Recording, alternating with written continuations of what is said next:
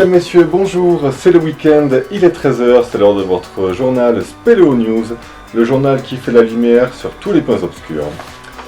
En bref, États-Unis, afin de promouvoir plus encore la protection de l'environnement, Donald Trump a décidé de relâcher le renard qu'il avait sur la tête et de faire plutôt l'apologie du milieu souterrain. Chili, la Fédération nationale a décidé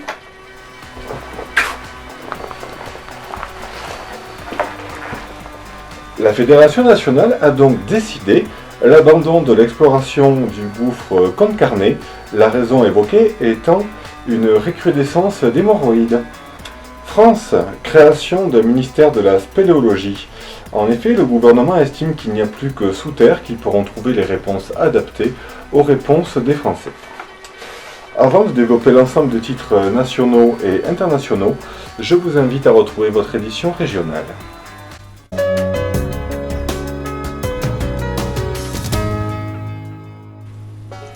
Merci Jackie, bienvenue à votre édition régionale Spéléo News.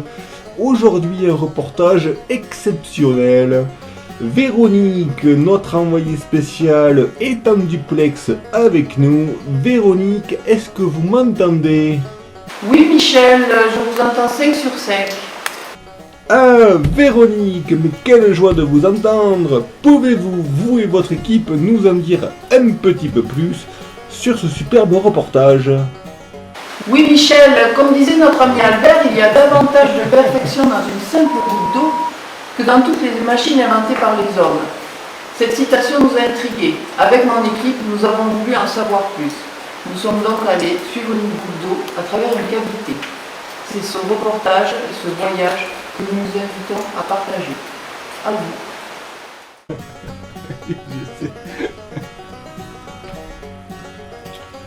Eh bien, merci Véronique. Et tout de suite, chose promise, chose due, votre super reportage.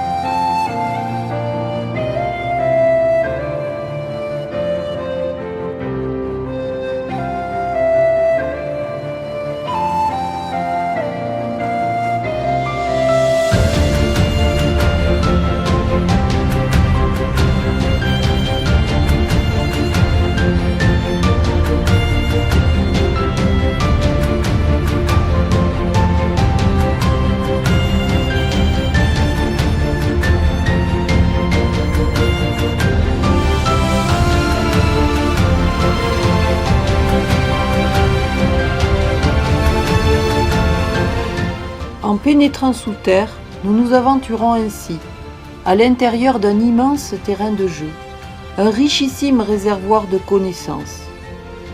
Nous pourrons y découvrir des passages inconnus et dessiner sur une carte des chemins jusqu'ici qui n'existaient pas.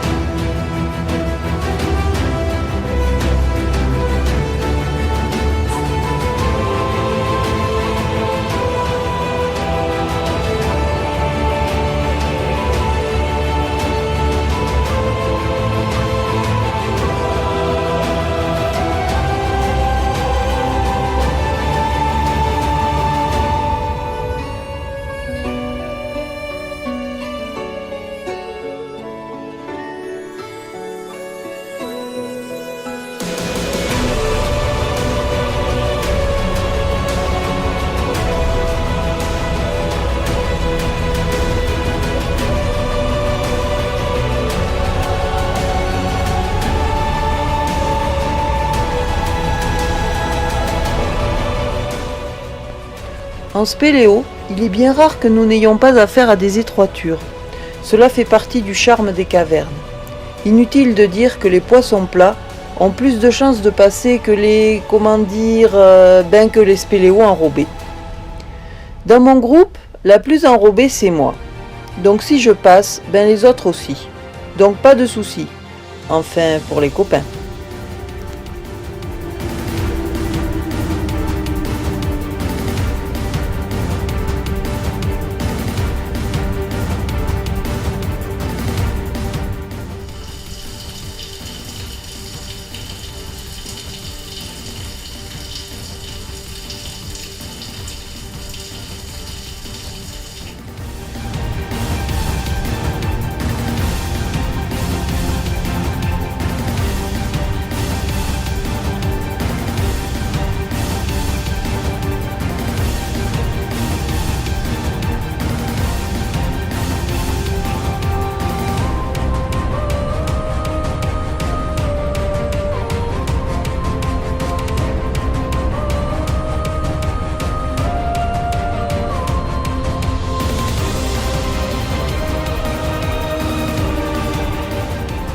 Alors les gars, ça tricote ? Aujourd'hui, nous avons des puits à descendre, avec les amarrages en place, donc l'équipement se fait rapidement.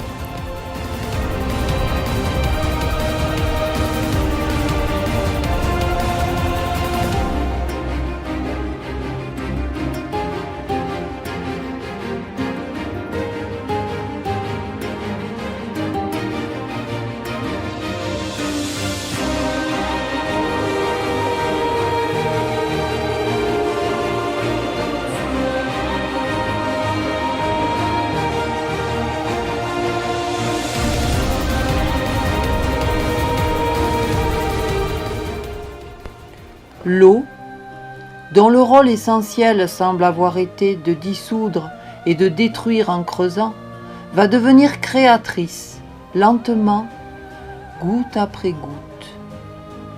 Puis, les parois des cavernes et les voûtes vont se parer d'une extraordinaire construction minérale, qui constitue aujourd'hui l'un des plus merveilleux attraits du monde souterrain.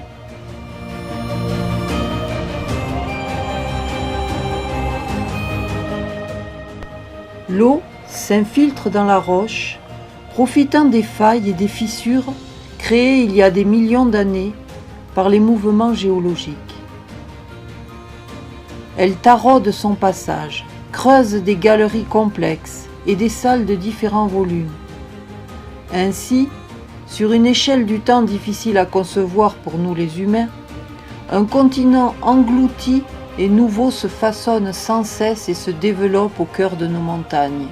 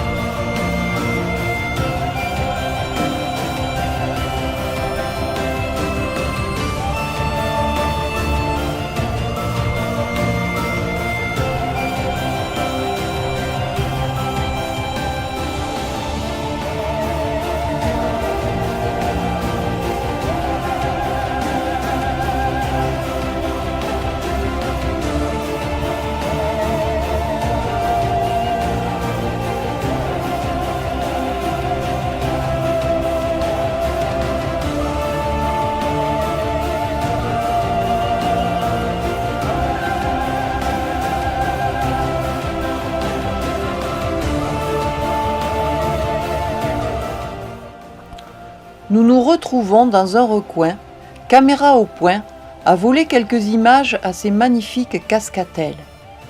Chaque recoin semble cacher un mystère. L'eau est fraîche. Ce n'est plus un murmure que nous percevons, mais bien les grondements de l'eau libérée dans les conduites de l'actif. Après cette petite pause, nous reprenons notre chemin, excités à l'idée de nouvelles découvertes.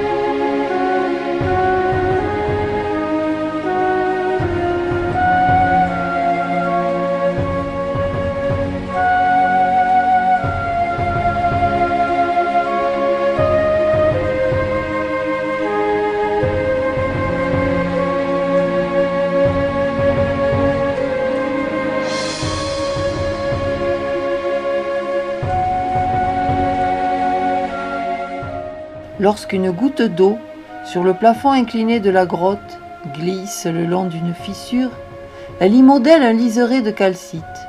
Ce ruban s'allonge, ondule, puis peu à peu prend la forme d'un voile, ou communément appelé draperie. Nous l'appellerons vulgairement des chips, car leur transparence incite au jeu de lumière.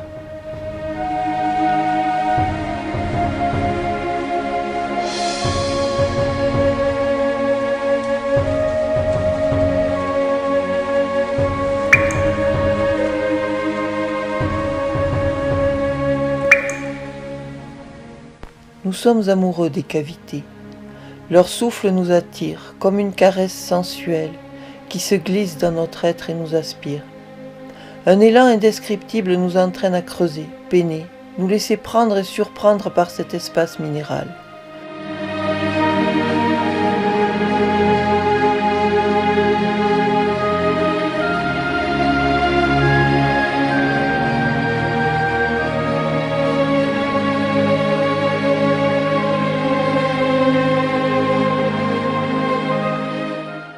Ce n'est pas le marteau qui a rendu ces pierres si parfaites, mais c'est l'eau, avec sa douceur, sa danse et sa chanson.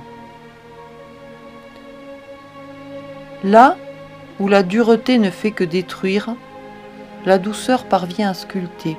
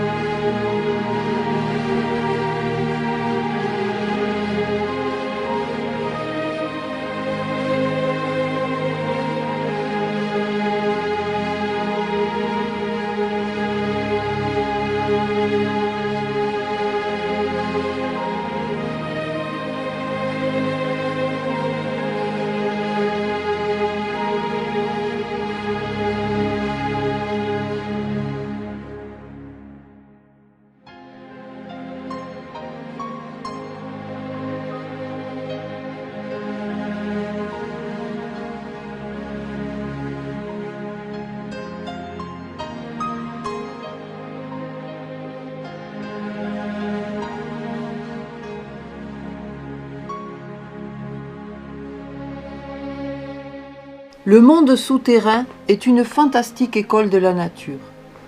parfois injustement dédaigné et considéré comme hostile à l'homme.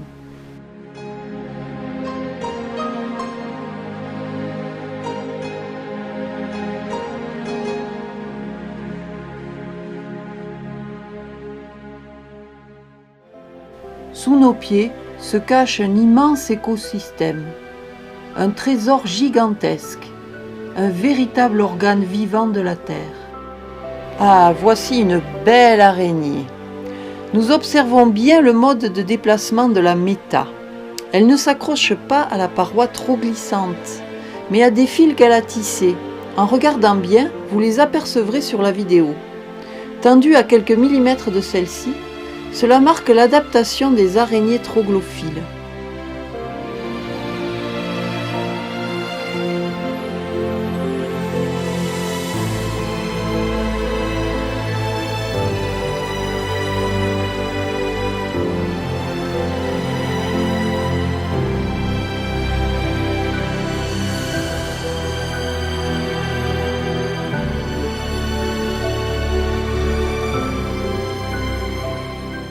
Tiens, un staphylin. Ils sont assez grands. Ils peuvent arriver jusqu'à 4 cm, ce qui peut impressionner, car ils relèvent l'abdomen comme un scorpion. À la fois mythique et mystérieuse, objet de peur ou signe de bonheur dans la culture populaire, l'image de la chauve-souris peut être bénéfique ou maléfique selon les pays, à cause de leur aspect étrange et de leur vie nocturne, et par voie de conséquence du mystère qui entoure leur mode de vie. Les chiroptères sont les seuls mammifères doués du vol actif. Le vol des chauves-souris serait encore plus efficace et sobre en consommation d'énergie que celui des oiseaux. Très agiles pour virer brutalement, elles inspirent encore les ingénieurs aéronautiques dans le développement de petits drones urbains. Des myriapodes en vadrouille, vraisemblablement une youle.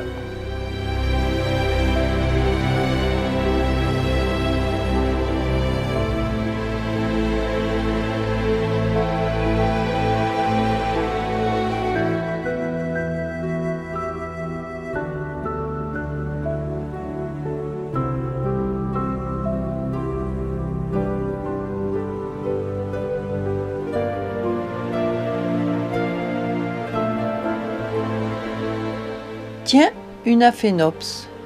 Suivons-la. Elle se déplace tranquille.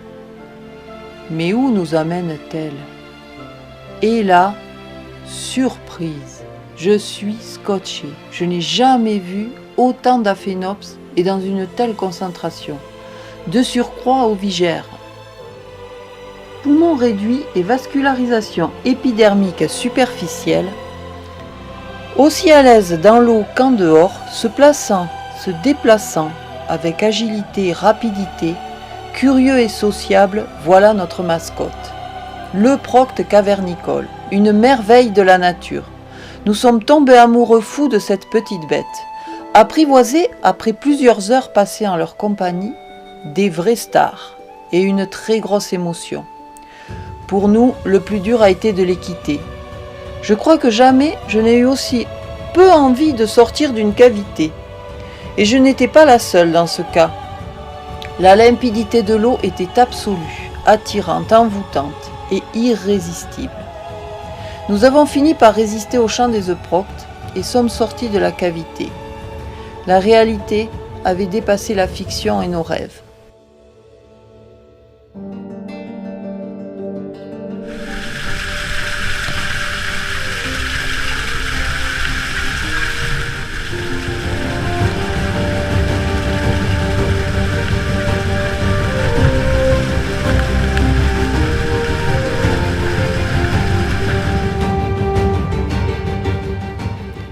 Waouh, super, un vrai bonheur. Tantôt on se laisse glisser, tantôt on désescalade. Ces toboggans géants sont fabuleux. On disparaît avec l'actif dans les entrailles de la terre. On se laisse emporter et on se réceptionne dans des petites bassines d'eau cristallines qui entrecoupent notre toboggan naturel. Notre esprit gamin prend parfois le dessus, il faut le reconnaître.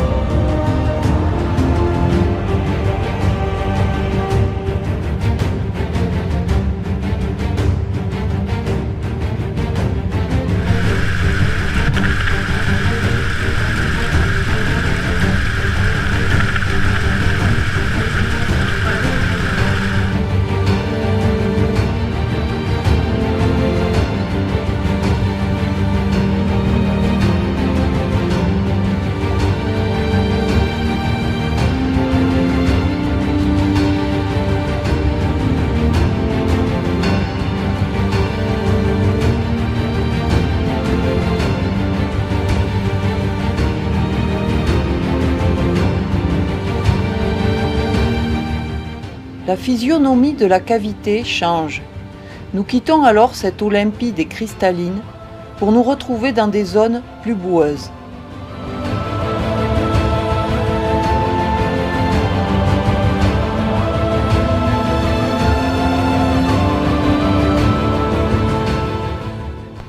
Il n'est pas impossible que le temps se gâte là-haut. L'eau peut devenir redoutable. Elle s'infiltre de partout. Les concrétions s'animent d'un bruit inquiétant.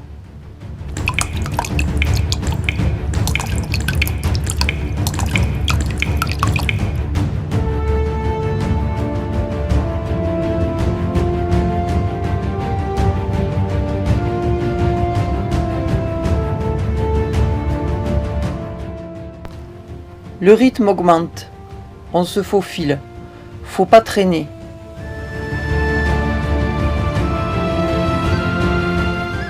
On s'en fout, on passe. Ça commence à couler de partout.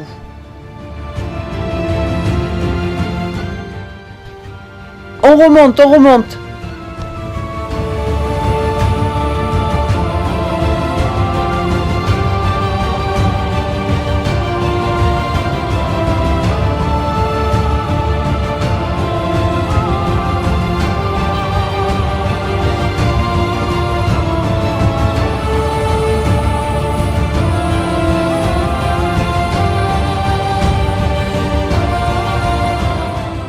Tout devient aquatique.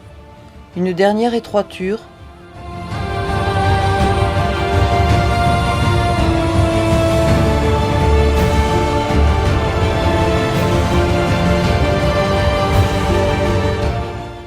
Un dernier passage de quitte.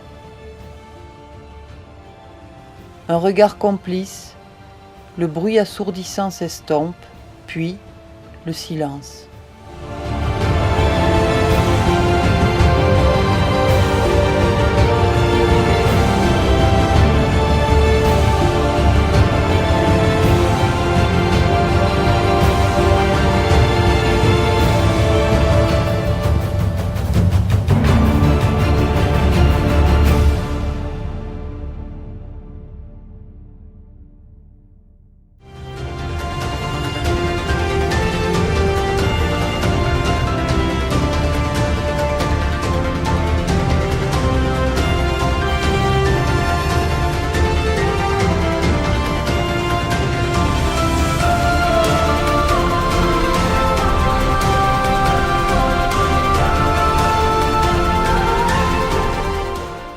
À quoi sert d'écrire ou de parler?